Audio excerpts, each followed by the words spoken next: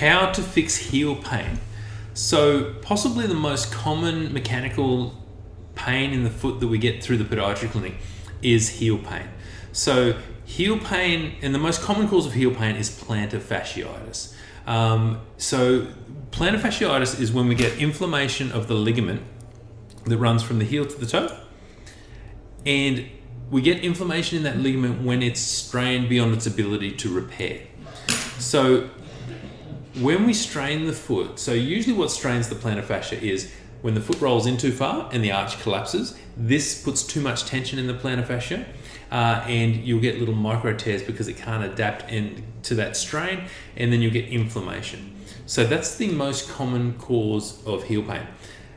There are other causes that will cause it, like systemic disease, like rheumatoid arthritis. You can also have injuries to the heel, where you bruise your heel.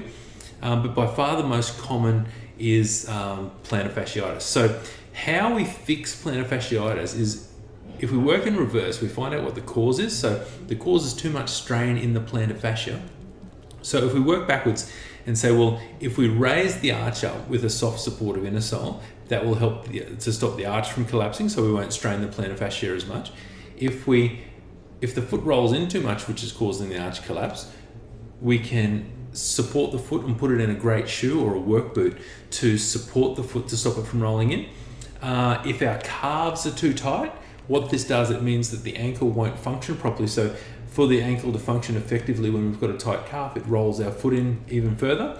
So if we stretch out the calf muscles, support the foot, and put them in a good supportive shoe or boot, that's how we start to treat plantar fasciitis.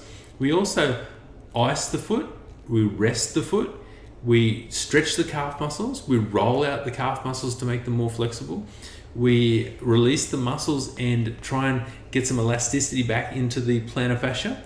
We'll tape the foot up to help to pull the foot from, so we approximate the heel and the toe, so we try and keep that arch height higher.